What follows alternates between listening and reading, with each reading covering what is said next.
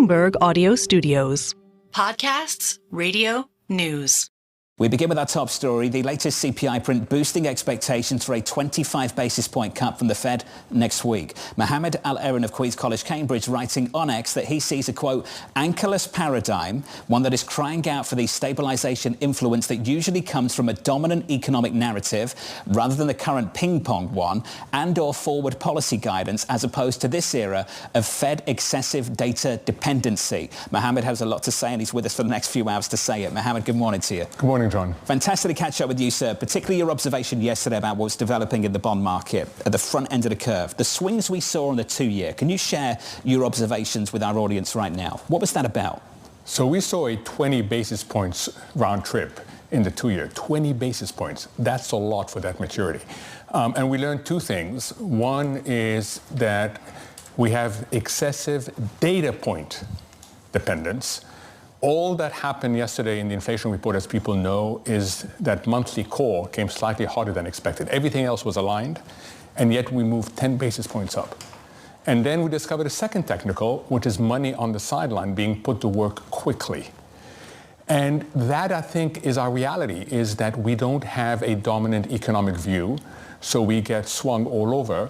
But the stabilizer right now is this technical of cash on the sideline. Now, financial conditions are good stabilizers with two very important qualifications. They are volatile, and they have as much perception as reality. So we are going to continue with this volatile world until we restore either a dominant economic paradigm or we restore the power of forward policy guidance. You could argue that even in the face of all of this volatility, it shows how strong the economic system is, that there wasn't some sort of significant disruption. Isn't that sort of the ultimate stress test, that when the benchmark rate swings around by 20 basis points, you don't see any massive selling? Why is it more pernicious than it might seem on the surface? So I do think the financial system has been strengthened, and in particular the banks. And we are in a much better place than we were in the past. So you don't get the massive balance sheet effects. You don't get the sort of virtuous cycles, good or bad, that can happen from that. But don't forget that we are the benchmark for the rest of the world.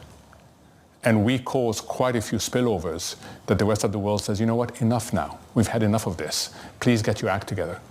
I was surprised at Jackson Hole. To your point, there wasn't more of a discussion, at least not out loud, about what the neutral rate is. Essentially, that sort of paradigm shift that you're looking for, some sort of real discussion of what this Federal Reserve is willing to accept in terms of inflation and a benchmark rate. That said, it sounds like they just don't agree on one. So how can they come up with one if they don't really have that certainty? And frankly, if the market can't agree on one either, is it better just to have one, even if it's wrong? So, as usual, you're getting me to front-run my Financial Times op-ed tomorrow. That's what you're here for. So I think, Lisa, you're absolutely right. But it's not just that we don't know what the destination is. We don't know what the journey is. We don't know what risk mitigation mindset actually means operationally. And also, there's disagreement as how quickly will Fed officials go from backward-looking data dependence to forward-leaning. So we have this disagreement both within the FOMC and also between the market and what seems to be the consensus, if there is one, on the Fed. So this is, for me, it's a fascinating time, but it is also a very confusing time. So amongst all this confusion, what do you want to hear from Jay Powell next week? So what I'd like to hear and what I expect to hear is that he's going to cut by 25 basis points. Beyond that, it's more what I'd like to hear than what I expect to hear. I'd like to get a sense of where he thinks the neutral rate is. I'd like to get a sense of where he sees the balance of risks. The market right now has modeled the Fed as a single mandate Fed, maximum employment. Fed officials tell us, no, we're dual mandate Fed. Let's not forget the inflation component. I'd like to know where he is on this. Do you want to hear more dissent within the Fed? Yeah, I would like. I mean, I admire the Bank of England. The last decision was 5-4. You had a situation where it was 6-1. I think that's important because that conveys the uncertainty. Yes, they should have more dissent. I think they view dissent as weakness. Most of us view dissent as having really important information content that has to be priced into markets. I remember a series of votes at the Bank of England, maybe a decade or so ago, I'm sure you remember this too, when the committee was outvoting King. and Governor King was leading the central bank. I think at the time he wanted to increase QE, and you had people on the MPC voting against him. Not only that, there were more people voting against him than voting with him. That's a scenario we don't see at the Federal Reserve. You had a warning coming into the September meeting, and I remember it at the start of summer. You wanted them to reduce interest rates in July, but you acknowledged that the difference between going into September versus July wasn't that great. But you had one fear. If we got one hot CPI print, they might get distracted. Was that what we got yesterday? How distracted might they be? I don't think that much, because it was just one element in a broadly consistent data release that certainly was very close to consensus forecast. But if we had missed on headline, if we had missed on core, if the base effects weren't as favorable as they are right now, you would have seen a total mess in the marketplace. So yeah, that was my concern, is that as much as they don't want to admit it, they are not just data dependent, they're single point data dependent. And that's pretty scary for policy setting. That's certainly how the market sees it, because it guided the conversation away from 50 and back towards 25. How do you think they'll look to frame this rate cut when they deliver it a week yesterday? Will they call it a mid-cycle adjustment? Will they say it's the beginning of a journey back to neutral, whatever neutral is? How do you think they're going to frame this decision? I suspect it will be what's called a dovish 25 basis points, which means this is the first of many.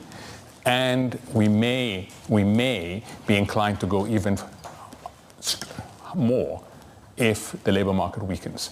There was this phrase in the Jackson Hole speech that was really important. We don't want to see the labor market get any weaker. That is a very strong statement from the Fed chair. Whether everybody else is there, we don't know.